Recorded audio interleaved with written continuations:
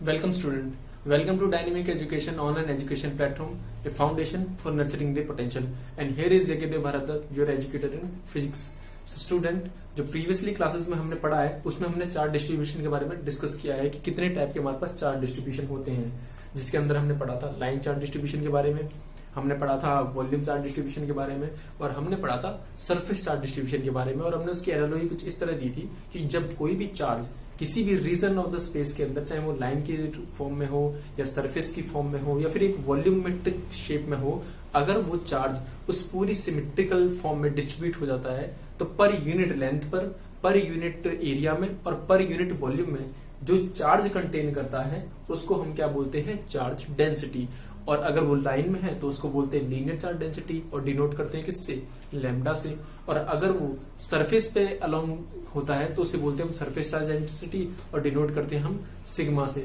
और ऐसे ही हमारे पास एज वेल थर्ड होता है कि जब अगर किसी वॉल्यूम के अंदर, पूरे वॉल्यूम इंटायर स्पेस के अंदर हमारे पास चार्ज अगर डिस्ट्रीब्यूट हो जाता है तो पर यूनिट वॉल्यूम का जो चार्ज है उसको हम क्या बोलते हैं, वॉल्यूम चार्ज डेंसिटी, और उसे रॉ से सिग्निफाई करते हैं। तो बच्चों, आज का जो टॉपिक है हमारा वो है इलेक्ट्रिक फील्ड के बारे में, कि ये इलेक्ट्रिक फील्ड होता क्या है और क्यों हम इलेक्ट्रिक फील्ड को जानने के अंदर इंटरेस्टेड होते हैं। तो जैसा कि बोर्ड पे देख रहे हैं आप कि इलेक्ट्रिक फील्ड को हम ऐसे डिफाइन करते हैं, a region around a charge in which other charge experience a force of attraction and repulsion is called electric field. मतलब कोई भी एक चार्ज है, उस चार्ज के अराउंड एक रीजन होता है, उस रीजन के अंदर जब कोई अदर चार्ज आता है, लाइकवाइज वो पॉजिटिव हो या फिर नेगेटिव हो, तो उस चार्ज को क्या लगता है, एक फोर्स लगता है। जो हमने किस में पढ़ा है, चार्ज की प्रॉपर्टीज में पढ़ा है। हमने चार्ज की प्रॉपर्टीज में क्या पढ़ा है कि लाइक चार्जेस क्या करते हैं, रिपेल करते हैं, और अनलाइक चार्जेस क्या करते हैं, एक दूसरे को अट्रैक्ट करते हैं। तो अगर मैं एग्जांपल लूं, जैसे कि ये प्लस क्यू चार्ज है, तो इस प्लस क्यू चार्ज के अराउंड एक ऐसा स्पेस अवेलेबल रहता है। अगर उस स्पेस में मैं अदर चार्ज को लेके आऊं, जैसे कि मान लो ये माइनस क्यू चार्ज है, अगर ये माइनस क्यू चार्ज इस स्पेस से बाहर रहता है तब तो उस पर कोई फोर्स नहीं लगता है। जैसे इस माइनस क्यू चार्ज को मैं यहां अंदर एक पॉइंट ए पर लेके आता हूं तो इस पे एक फोर्स लगता है। और कौन सा फोर्स लगता है, अट्रैक्शन का फोर्स। कि ये माइनस क्यू चार्ज इस प्लस क्यू चार्ज की तरफ क्या होने लग जाता है, अट्रैक्ट होने लग जाता है। अच्छा, अगर इस रीजन से इसको बाहर रखते हैं, इस रीजन से बाहर जैसे इस प्लेस पर रखेंगे, इस प्लेस को मैं नाम देता हूं बी, तो बी पर अगर ये चार्ज रहेगा तो यहां पर इस पर कोई फोर्स नहीं लगता है। ये एग्जांपल आपने उसमें भी देखा है, जैसे कि हम मैग्नेट का केस लेते हैं। जैसे कि कोई मैग्नेट का वो जो गेम खेलते हैं हम, रिपल्शन और अट्रैक्शन वाले, जैसे मान लो ये नॉर्थ पोल है, ये साउथ पोल है, और दूसरी मैग्नेट एक और है आपके पास, उसमें क्या है आपके पास एक नॉर्थ पोल है, एक साउथ पोल है। ऐसा नहीं है कि अगर आप दूसरे मैग्नेट को पहले मैग्नेट से बहुत ज्यादा दूर रखेंगे तो वो एक दूसरे को अट्रैक्ट करती है। जब हम एक मैग्नेट को दूसरे मैग्नेट के एक पर्टिकुलर डिस्टेंस पर लेके आते हैं ना, तब उनके बीच में अट्रैक्शन और रिपल्शन का क्या होने लग जाता है, फोर्स लगना शुरू हो जाता है। और यही प्रॉपर्टी कहाँ होल्ड करती है, यही प्रॉपर्टी होल्ड करती है हमारे पास चार्ज की फॉर्म में। ऐसा नहीं है कि ये चार्ज को हमेशा ही अट्रैक्ट या रिपेल करता रहेगा। एक रीजन है, उस रीजन में जब ये एंटर कर जाएगा तो क्या करेगा, ये चार्ज इससे अट्रैक्ट करना शुरू हो जाएगा। और अगर ये इस रीजन से बाहर रहता है तो इस पर लगने वाला जो फोर्स है वो बहुत कम रहेगा। तो ये जो रीजन है, किसी भी चार्ज के अराउंड में जिसमें दूसरा चार्ज या तो अट्रैक्शन रहता है या रिपल्शन रहता है। अगर आप बात करेंगे पॉजिटिव चार्ज की, तो प्लस की चार्ज को अगर मैं इस रीजन में रखूंगा तो क्या लगेगा, इस पर रिपल्शन फोर्स लगेगा, ये इसको क्या करेगा, रिपेल करेगा। तो ये जो रीजन है, इस चार्ज का, उसको हम बोलते हैं electric field.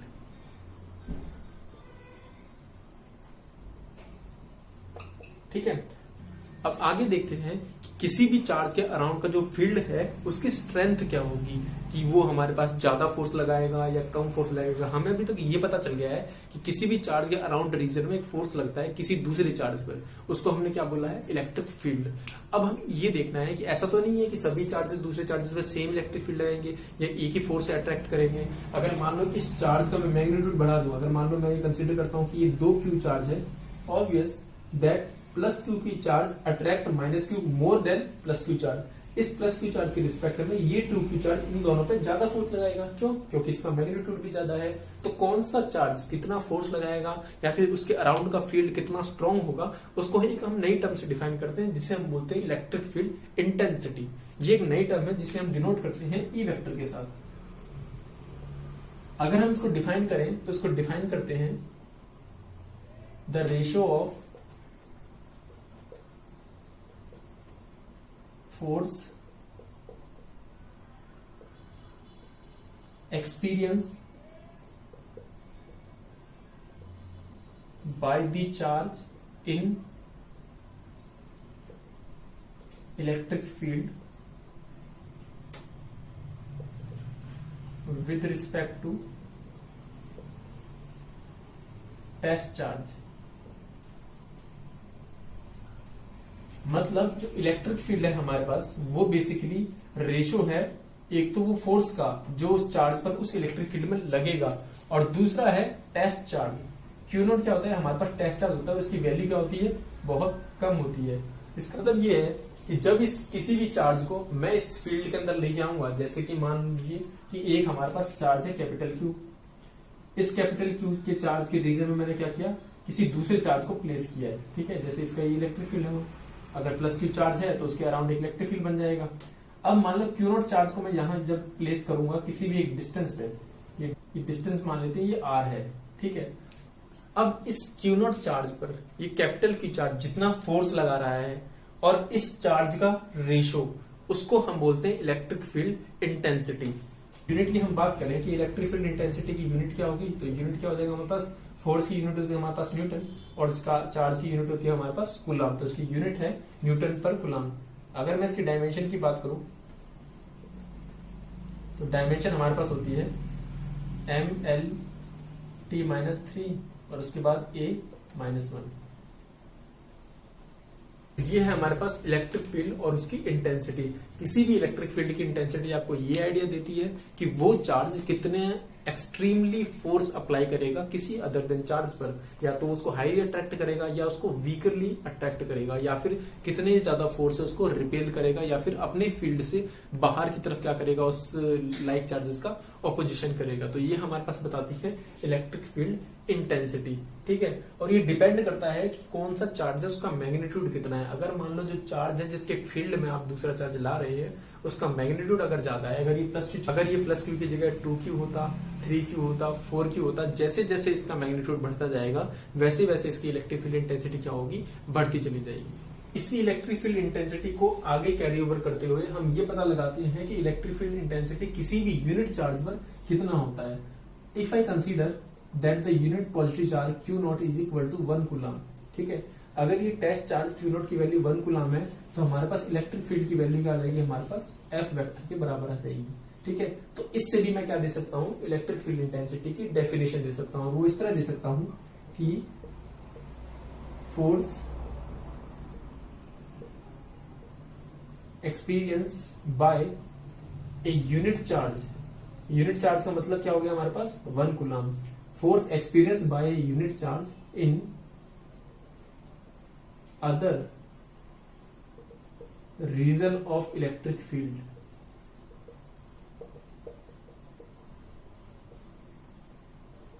is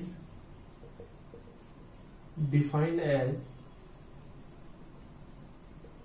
electric field intensity. हमने पहली डेफिनेशन क्या लिखी है कि वो रेशो है force experience with respect to test charge.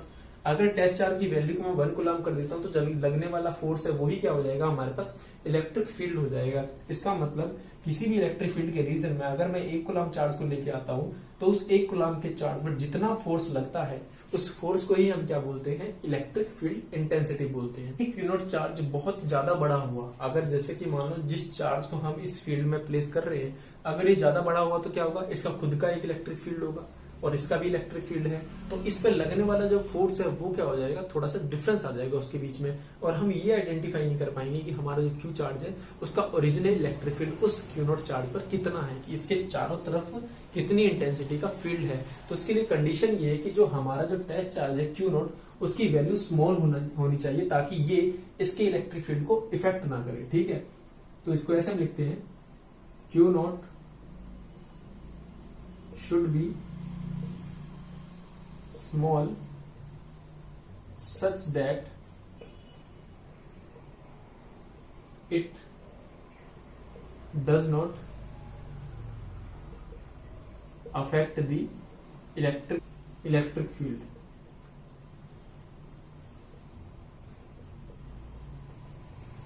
ठीक है, तो हमारे पास जो इलेक्ट्रिक फील्ड की डेफिनेशन जो पहले लिखी हुई थी हमारे पास, उसके लिए हम क्या लिख देंगे, लिमिट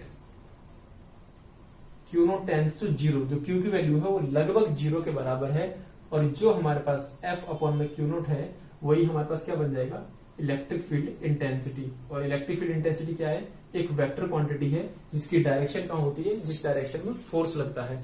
फॉर एग्जाम्पल कि अगर हमारे पास लाइक चार्जेस आएगा तो force repulsion force outside the region लगेगा, तो इलेक्ट्रिक फील्ड की डायरेक्शन में क्या हो जाएगी, आउटसाइड दी रीजन हो जाएगी। अगर अनलाइक चार्ज होगा तो वो से क्या करेगा, अट्रैक्ट करेगा, फोर्स भी इनसाइड लगेगा, तो इलेक्ट्रिक फील्ड की डायरेक्शन क्या हो जाएगी, इनसाइड हो जाएगी। अब हम अगला केस कंसीडर करते हैं कि electric field intensity point charge की वजह से कितना होता है।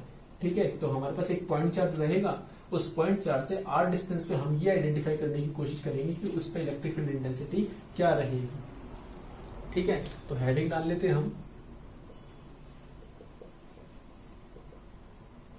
इलेक्ट्रिक फील्ड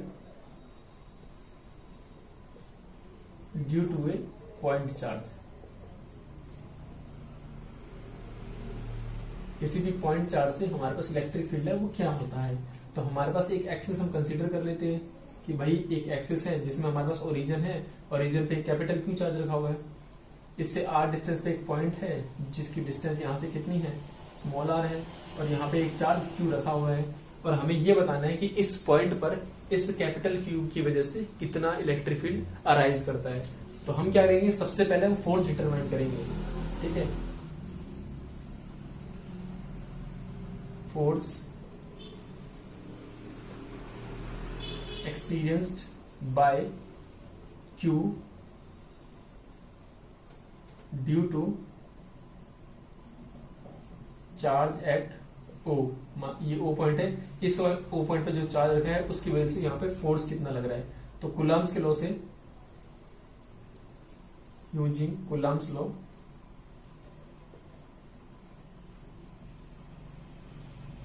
जो फोर्स आएगा वो हमारे पास क्या आएगा, कैपिटल क्यू उन दोनों चार्जेस का magnitude, capital Q small Q upon में 4 पाई एप्सिलॉन नॉट, और उनके बीच की डिस्टेंस है उसका स्क्वायर। तो ये क्या है, हमारे पास लगने वाला फोर्स है कि इस क्यू चार्ज पे इस कैपिटल क्यू की वजह से कितना फोर्स लग रहा है। अब जो इलेक्ट्रिक फील्ड है उसको हम कैसे डिफाइन करते हैं, इलेक्ट्रिक फील्ड हम बताते हैं कि जो एफ वेक्टर है उसको अगर हम जिस चार्ज को लेके आ रहे हैं उसी चार्ज से क्या करते हैं, डिवाइड कर दे। इसको क्यू नॉट चार्ज कंसिडर कर लेते हैं, क्योंकि आपकी जो एनसीईआरटी बुक है उसमें क्यू नॉट चार्ज को क्या लिया गया है, रेफरेंस टेस्ट चार्ज लिया गया है। ठीक है, तो हम इससे क्या करेंगे, इसको डिवाइड कर देते हैं, तो क्या हो जाएगा, ये 1 upon Q not capital Q small Q not upon में 4 pi epsilon not r square. तो ये क्या है, हमारे पास इलेक्ट्रिक फील्ड की वैल्यू, इससे क्यू नॉट क्या हो जाएगा, कैंसिल आउट हो जाएगा। तो हमारे पास इलेक्ट्रिक फील्ड की वैल्यू आ जाएगी क्यू अपॉन में 4 pi epsilon not r square. ठीक है, तो ये हमारे पास इलेक्ट्रिक फील्ड की वैल्यू आ गई है कि किसी भी एक रीजन के अंदर कोई भी एक कैपिटल चार्ज रखा हुआ है, कोई भी एक चार्ज अवेलेबल है, उस चार्ज की वजह से किसी भी फाइनाइट डिस्टेंस आर पर कितना इलेक्ट्रिक फील्ड क्रिएट होता है। तो हमारे पास जो वैल्यू आई है वो आई है कैपिटल क्यू अपॉन में 4 pi epsilon not r square. अगर मैं इस चार्ज के साथ इंटेंसिटी का ग्राफ प्लॉट करने की कोशिश करता हूं तो हमारे पास कुछ इस तरह का ग्राफ आएगा। जैसा कि चार्ज है हमारे पास, इलेक्ट्रिक फील्ड इंटेंसिटी का फॉर्मूला हमारे पास क्या है, पॉइंट चार्जेस से एक तो उस कैपिटल क्यू चार्ज की वैल्यू जिसका हमें इलेक्ट्रिक फील्ड निकालना है, divide by 4 pi epsilon not, जो कि क्या है, कांस्टेंट, और जिस पॉइंट पर तुम्हें इलेक्ट्रिक फील्ड इंटेंसिटी निकालनी है उसकी डिस्टेंस का स्क्वायर, और डॉट ये आर कैप वेक्टर आ जाएगा जो उसकी क्या बताएगा, डायरेक्शन बताएगा। अगर मैं ग्राफ बनाना चाहूं इसके बीच में, तो हमारे पास एक तो वैल्यू है इलेक्ट्रिक फील्ड की, ठीक है, एक डिस्टेंस है आर, कि आर कैसे राइज कर रहा है। तो हमने देखा कि जो इलेक्ट्रिक फील्ड है वो डिस्टेंस आर के क्या इनवर्सली प्रोपोर्शनल है। जैसे जैसे हम डिस्टेंस को बढ़ाएंगे वैसे वैसे इलेक्ट्रिक फील्ड क्या हो जाएगा, उसका वीक होने लग जाएगा, और ये चार्ज को हम किसी दूसरे चार्ज के पास लाएंगे तो उसे ज्यादा अट्रैक्ट करेगा। जैसे मैग्नेट के केस के अंदर है, मैग्नेट जब पास आते जाते हैं तो वो ज्यादा फोर्स लगाते हैं, जैसे दूर जाते जाते हैं तो क्या होता है, उनके बीच में जो फोर्स है वो कम होने लग जाता है, या फिर फोर्स ऑफ अट्रैक्शन रिपल्शन है वो वीक हो जाता है डिस्टेंस के साथ। इसीलिए हम कह सकते हैं जैसे ही चार्जेस के बीच में हम डिस्टेंस को इंक्रीज करेंगे तो इलेक्ट्रिक फील्ड क्या होने लग जाएगा, वीक होने लग जाएगा। मतलब डिस्टेंस बढ़ाने पर इलेक्ट्रिक फील्ड क्या होता है, कम होने लग जाता है। तो हम क्या करेंगे, एक डिक्रीजिंग फंक्शन बनाएंगे जिसे हम बोलते हैं एक्सपोनेंशियली या हाइपरबोलिक फंक्शन। ठीक है, ये रेक्टेंगल हाइपरबोला है, इसका मतलब जैसे जैसे हम डिस्टेंस इंक्रीज करेंगे तो इलेक्ट्रिक फील्ड क्या होने लग जाएगी, डिक्रीज हो जाएगी। और इलेक्ट्रिक फील्ड जीरो कब होगा, जब हमारे पास डिस्टेंस कितनी हो जाएगी, इन्फिनिटी, तब जाके हमारे पास जीरो हो जाएगा। तो इन्फिनिटी को हम कैसे बनाते हैं, एक्सिस के अलोंग एक पैरेलल लाइन छोड़ देते हैं। ऐसे ही हमारे पास इलेक्ट्रिक फील्ड कब डिस्टेंस जीरो हो जाएगी तो इलेक्ट्रिक फील्ड क्या हो जाएगा, इन्फिनिटी। मतलब चार्ज के बिल्कुल ही पास चले जाएंगे तो इलेक्ट्रिक फील्ड की वैल्यू बहुत बढ़ जाएगी। तो अगर डिस्टेंस जीरो होगी तो इलेक्ट्रिक फील्ड हमारे पास इन्फिनिटी हो जाएगा। तो ये हमारे पास क्या है, ग्राफ है हमारा डिस्टेंस के साथ, graph of E vector with distance r. तो ये हमारा ग्राफ है कि डिस्टेंस आर के साथ किसी भी कैपिटल चार्ज या फिर किसी भी चार्ज के रीजन में दूसरे चार्ज की डिस्टेंस है आर को वेरी करने पर उस पर इलेक्ट्रिक फील्ड इंटेंसिटी का वेरिएशन कैसा रहता है। हमारे पास इलेक्ट्रिक फील्ड और इलेक्ट्रिक फील्ड इंटेंसिटी के बारे में कि इलेक्ट्रिक फील्ड क्या होता है, इलेक्ट्रिक फील्ड इंटेंसिटी क्या होती है।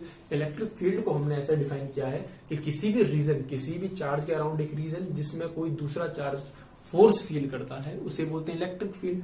और इंटेंसिटी क्या होती है कि कितने अमाउंट का फोर्स उस पर लग रहा है, ज्यादा लग रहा है, कम लग रहा है, कितनी रेट से लग रहा है, उसको हम क्या बोलते हैं, उसकी इलेक्ट्रिक फील्ड इंटेंसिटी। अगर इलेक्ट्रिक फील्ड इंटेंसिटी बहुत ज्यादा है तो हम ये बोलते हैं कि चार्ज का मैग्नीट्यूड भी ज्यादा है, वो फोर्स भी ज्यादा लगाएगा। और अगर इलेक्ट्रिक फील्ड इंटेंसिटी वीक है तो हम ये बताते हैं कि लगाने वाला जो फोर्स है वो वीक है या फिर जो चार्ज है उसका मैग्नीट्यूड क्या है, कम है।